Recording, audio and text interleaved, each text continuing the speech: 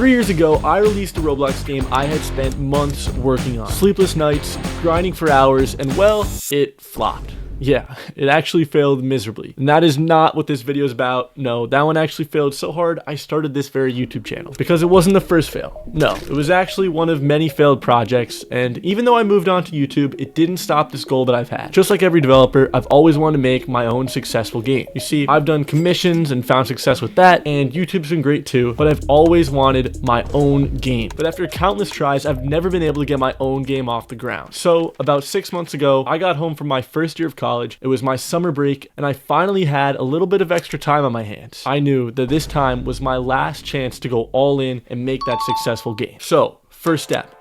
Starting at ground zero here, I need an idea, one that would draw players in, keep them engaged, and make sure they come back. And after a big brainstorming session, where I mostly walked in circles around my room, I came up with a decent idea. The idea mixed my favorite game on Roblox, Clear the Facility, with my favorite childhood game, ManHunt. So the game concept is every round, players are split into cops and thieves. The thieves have to steal as many valuables as they can, while the cops gonna hunt the thieves down, toss them in prison, and stop them from doing my favorite part of the game, freeing all the prisoners. Seemed like a pretty interesting concept that I could probably make fun, so I got started. My goal first was to get the very basics of the game scripted, and then I would test it without any polishing to make sure that the concept is fun. So I hopped into studio and I added a round system with this map, if you can even call it that. Next, I put together a taser that the cops can use to ragdoll thieves, because let's be honest, every game needs ragdolls. Then I made it so cops could drag thieves into this very well-made prison that took about 5 seconds to make. After that, all I had to do was add some doors that open, the ability to crawl, and things for thieves to steal. This is as bare bones and as unpolished as it gets, okay? Please don't click off yet, alright? I promise the game comes a long way. Honestly, just looking back in this footage, it's pretty cool to see where it started, and yeah. But with the basics done, I got some of my fans from my Discord server, and we did some testing. And this testing, it showed me a lot. I found out the ragdoll needs fixing, because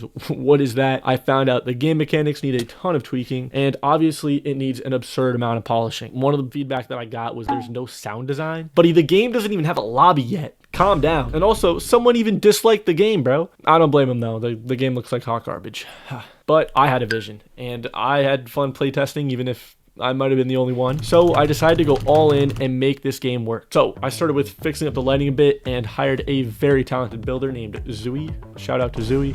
I then made the tasing and dragging players feel a whole lot better. Same with the stealing. I mean, just look at that custom proximity prompt. Might be one of my favorite parts of this game, I'm not gonna lie. I then realized the game needs some more depth and some more things to unlock, so I added tools for thieves and upgrades for cops. Thieves could buy things like speed theorem, invisibility watch, and a cop disguise, while the cops can increase their speed, their taser range, and they can decrease the cooldown on their baton. With these new tools added, the game is a whole lot more interesting and fun. And over the course of the next week, I stayed locked in, okay? I added skins that you can get from opening crates, because of course the game needs some gambling. I added a lobby that is not just a base plate, leaderboards, a daily chest, a bunch of new tools. We got a light jammer now, and a gun. Also, there is emotes and a level system. Honestly, there is so much that I added, even just little things that made the development of this game take forever, okay? Every time I thought I was gonna release the game, I had to push it back another week and another week. And no matter what, things took twice as long as I planned, but that's kind of just how it goes whenever you're solo developing. Nonetheless though, the game was in a good spot, so I added some game passes, and the next day it was ready for release. But firstly, Roblox developers, if you want to work with big brands, listen up. You have to know about the sponsor of this video, GEEIQ.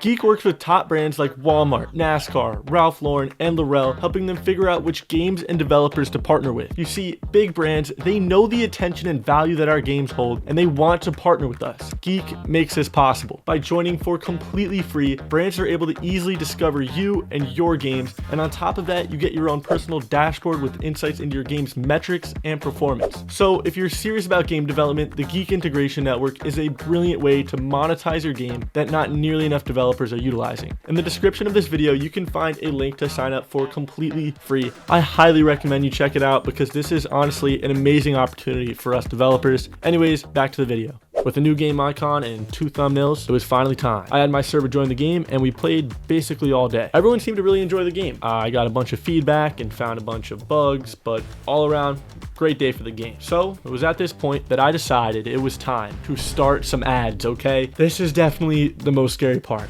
It's where the game would truly be put to the test, and I ended up putting about $300 into sponsors for the next week. To be honest, if you're advertising your own game, you don't really need to put that much into ads to start. Looking back, I probably would have gone a little smaller at the beginning, made improvements, and scaled from there. Anyways, during this week of advertising, the game averaged about 50 CCU. I added a whole bunch of new things, mainly focused on increasing metrics. We had things like a daily leaderboard challenge, spray paint, this way people in jail are entertained, a mini game in the lobby, and a bunch of bug fixes. They were an embarrassing amount of bugs, but we worked through them. And even though I was adding all of these things, the metrics were still not great. The scariest part was the game had basically no home recommendations. So it was basically surviving all from my ad. Roblox was not pushing it. I mean, I knew home recs would not kick in immediately, and I knew it would take some time, but I really thought that after a week of advertising, my game was sure to either take off or else it must have been a flop. So the end of the first week came and the ad stopped, and I thought, you know, this has got to be it. It's got to take off now. First day after ads, the CCU dropped to around 20,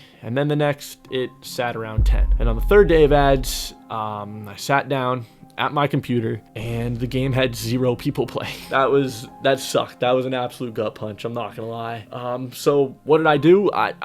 I panicked, okay? I put another like $80 into the ads for the next week, and I thought, you know, without the ads, the game would die, so I gotta keep them going. But for the next week, day after day, I got more and more worried about this game. I'd spent over a month of hard work and over $700, and all I had to show for it was like 4,000 Robux and a couple thousand home recs. So I fully thought this game was a failure. But I did not give up, okay? Every day, I was making improvements everywhere I could, from bug fixes to new content to new features. It's the same thing, but I was doing everything I could, okay? And when the end of the week came, the ad stopped again and the CCU dropped. Yeah, but the next day it didn't drop. It didn't drop any further. It actually increased a little bit. And the day after that, it increased a little bit more, and same with the next day after that, and the game started to take off. Not overnight, actually the opposite. Instead, it was very, very slowly. Every day the CCU was a little bit higher, which was honestly great dopamine.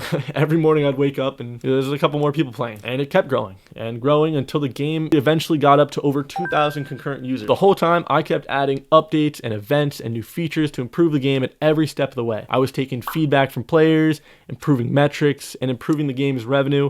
And all of this, working on the game consistently, kept it performing well. Honestly, the number one thing I can tell you if you're making your own game is that game development is a marathon, not a sprint. Unless you're working on a trend game, in which case it is kind of a sprint. But if you're working on a project that's a little more long-term, don't give up on it, okay? If it's fun to play and you don't give up, I promise you it will be absolutely worth it. Now, it's been about 4 months and I've been back in college, so, you know, I haven't had as much time to work on the game, which has definitely hurt it a lot, but it's still doing pretty good. It's died down a lot, but I'm still really happy with it. The game's got over 5 million visits, and there are over 200 people playing right now as I'm recording, and these are numbers that I've honestly always dreamed of. It's a big goal that I can definitely say I've checked off now, and I know these aren't the craziest numbers, but monetization's pretty good, so it's been very profitable, and it's a project I am very, very proud of, and I've learned a ton from it. So if you guys want me to go into more depth around the game's analytics and everything like that, I would totally be down to do that and make a video on it. And actually, that leads me back into this channel. I know I have not posted in a while, and I'm sorry for that.